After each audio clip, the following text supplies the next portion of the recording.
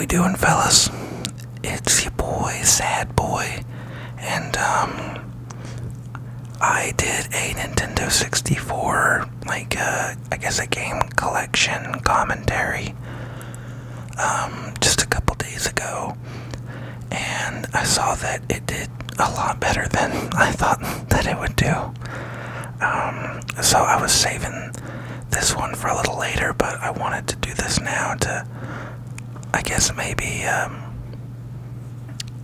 follow up on the positive feedback that I had received, and I wanted to do one for my PlayStation 2 games, because the Nintendo 64 and the PS2 are like my favorite game systems ever. So yeah, I just really wanted to do the PlayStation 2 one next, so I'm just gonna, I guess, talk about all of my PlayStation 2 games. So first we have The Sims Bustin' Out. I'm gonna do all my,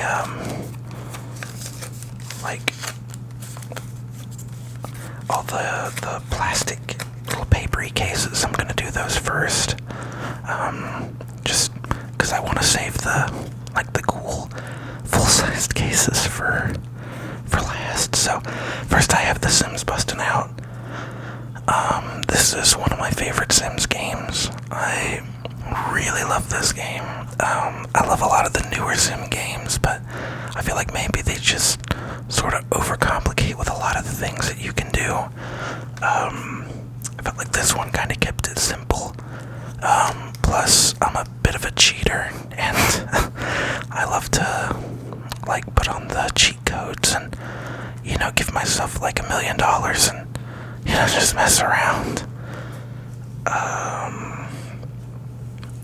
Next we have Dragon Ball Z Budokai 3. I'll take it out of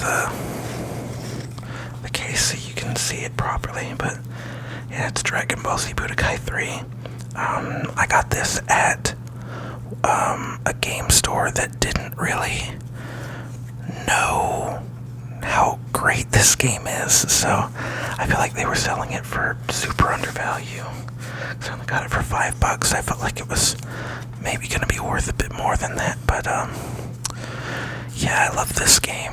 It's very fun. I lost a lot of years of my life playing this game, just over and over and over again, and when I would finally beat it, I would go and I would erase it from my memory card just so I could do it all over again.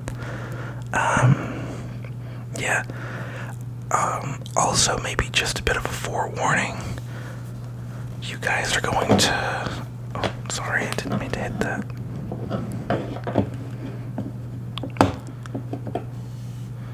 But yeah, you guys are probably going to maybe get the feeling that I'm a big Dragon Ball Z fan.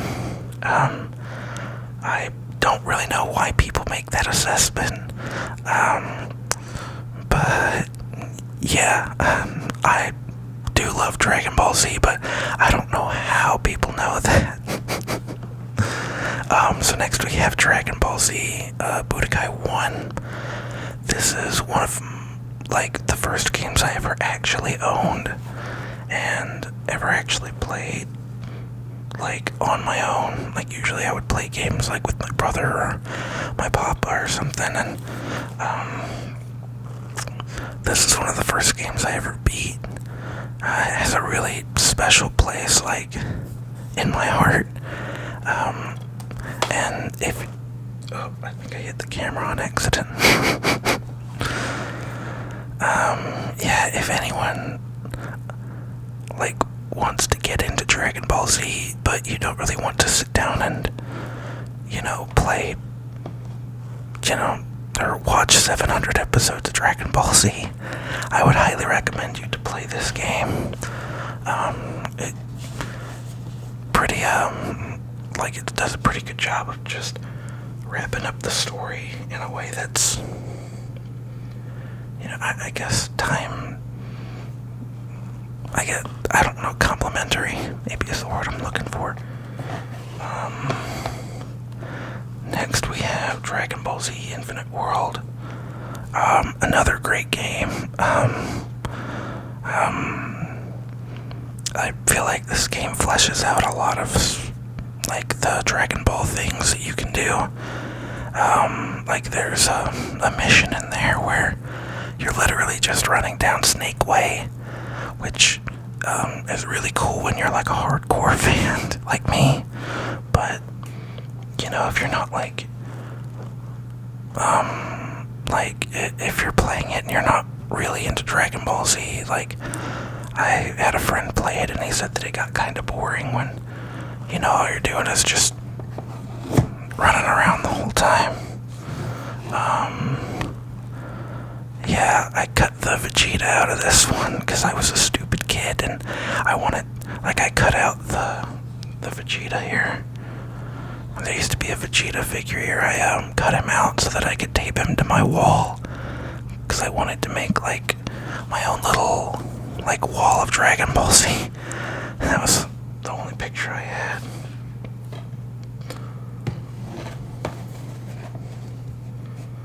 Next is Dragon Ball Z Budokai Tenkaichi 2. I don't really know how to express that I own a lot of Dragon Ball games.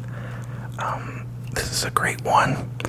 It's very difficult, or at least it was to me, in the sense that I had to, like, for a lot of characters, you don't really just unlock them. You have to, like, go in the item shop and, you know, sort of build them. I find that kind of weird, but it's still a very fun game. I'm very fond of the Tenkaichi series, and oh dear lord, speaking of the Tenkaichi series, we got one right here. Dragon Ball Z Budokai Tenkaichi 3. Probably the most expensive game that I own. I think I spent like, almost $200 for this game. It's very expensive. But I love this game, and I really wanted to play it again. So I was willing to shell out all the money, and it's great, and it holds up over time. Like, it really does well holding up over time. Maybe a little difficult with some of the fights if you're not like used to the battle mechanics, because there is a lot to learn and a lot to take in. So yeah, love my Tenkaichi 3. Okay, so we're out of Dragon Ball games, at least for the PS2, so I know I have some more somewhere. It's just I moved out of my parents' house, and these are all the games that I have bought for myself. But next is Soul Calibur 2. I got it for $5 at a game shop. I haven't tried it yet, so I don't know if it actually works, but Soul Calibur 2, is probably my favorite of the Soul Calibur series. I feel like it's, I don't know a lot about the Soul Calibur series, but I do know that the second one is the one that I like the most. I'm a big Mitsurugi fan. I like my slicey boy with the sword. Another game that I got or at the same game shop for $5 is Lemony Snicket's Series of Unfortunate Events. I don't know why I enjoy this game so much, but I think it's incredibly fun. It's very innovative too. Like, usually I wouldn't like, I don't really love games based off of movies, based off of books. But I think this one does, it's fun. I don't think it takes itself super seriously. So I kind of respect it for that. Next here we have Backyard Wrestling. Don't try this at home. And if the disclaimer tells you anything, it's you really shouldn't try this at home, because this game is very violent, very aggressive, very, very aggressive. I love this game. It's an oldie for me, at least. I got this game when I was very young and just recently rebought it. Yeah, oh, I'm sorry, the light glare is in the way, but yeah, there's a lot going on. It's just, a typical beat 'em up. You just in the backyard and you wrestle. Speaking of wrestling, I got. Oh, sorry.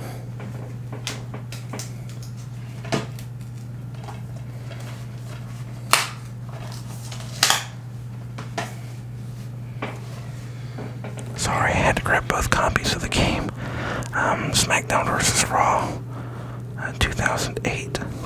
I got 2 copies of this game for whatever reason. I don't really know why I got 2 copies, but I'm looking to get 2007 and 2006 also. I haven't owned those games in a good minute or so, but I love these games. Wrestling is kind of a big part of my life. I'm a really big fan of it. The soundtracks are really good. My only problem here is that with SmackDown vs. Raw 2008, I feel like it doesn't pay enough respect to ECW, because I grew up kind of watching like old school ECW, and if you're not a big wrestling fan, like ECW is very legacy. It's very, I'd say, important, like historically, I guess. A lot of history has happened in ECW, and I don't feel like the game really paid a lot of attention to where it came from. That's just me going on a little bit of a rant. Next is Sega Superstar Tennis. This is one of those games that I don't know why I love it so much, because it's literally just like Sega characters playing tennis. Because with the exception of Sonic the Hedgehog, I haven't really played a lot of Sega games. Well, I played Virtua Fighter. That's Sega, right? Anyways, yeah. With the exception of Sonic the Hedgehog, I don't really play a lot of Sega games. And I don't know anything about tennis, but I played this game a lot, and me and my family would go against each other, and we would just demolish each other, like the little meme of where it's like when you play Monopoly, everyone like gets angry and you flip the table, and that's how like the game is supposed to end. That's like what this is, but it's like for my family, because we all like destroyed each other at this game. But it's always the strangest memories that mean the most. Fight Night Round 3. You guys will probably notice that I'm a big fan of fighting games. I know, like, a boxing game is, I guess it's more of a sports game than a fighting game. But, I just have a particular fascination with beating 'em up games, because, I don't know, there's just something really fun about it to me. But Fight Night Round 3 is cool. I like being able to customize your fighter, and, just being able to beat people. I like being able to train and, like, go for the championships, and I also like just being stupid in the game. I feel like being stupid is a very big part of why I enjoy a lot of games. Again, another fighting game. We have Tekken 4. I feel like this game is a bit of a bit underrated in terms of Tekken games. Because from what I've seen on like Reddit and stuff, not everybody like really loves this game. But the people that do like this game, like they really, really like this game. And I love this game. I think it's great. I like how they decided to do something different with the Tekken franchise, because it's kind of looked at as more of like a black sheep.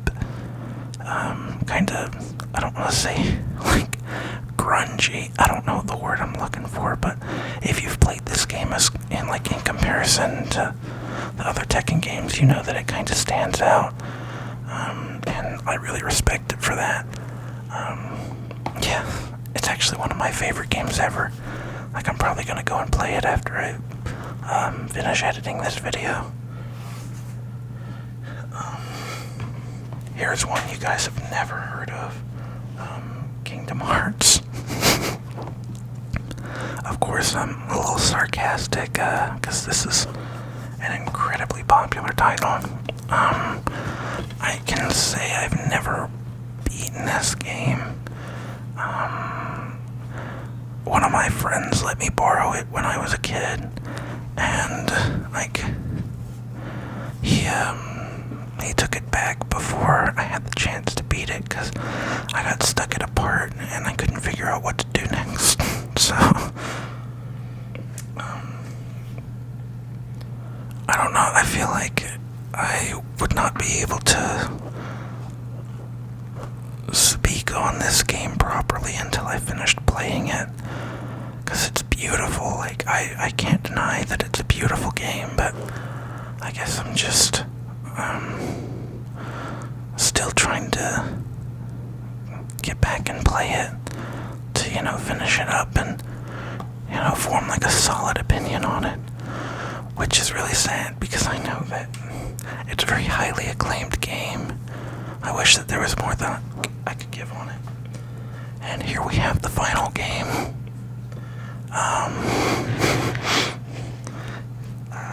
Yeah, you guys know this game. It's Tony Hawk's Underground. One of the best skating games that was ever been created. I know Tony Hawk's Underground 2 kind of gets a bad rap, but I very much love Tony Hawk's Underground 2. But I think we can agree that Tony Hawk's Underground 1 is just, kind of the heart of a lot of Tony Hawk, like a lot of the franchise. I love the story to this game. It's one of the only games that I feel like I got good at. I don't think I'm very good at video games, but when I would play this game, I felt like an absolute legend. Yeah, so I love this game. It's got a lot of nostalgia for me.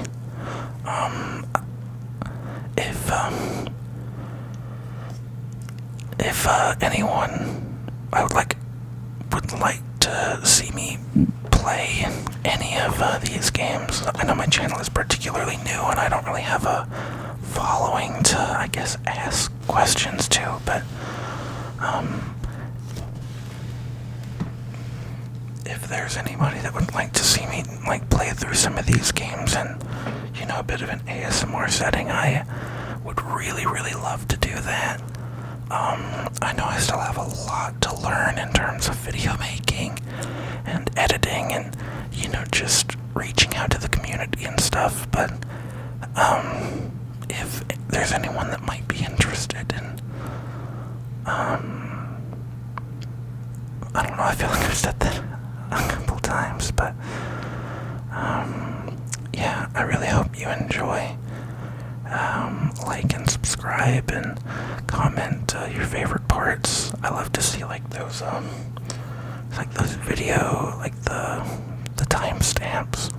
People point out their favorite parts. That's my favorite part of any YouTube video.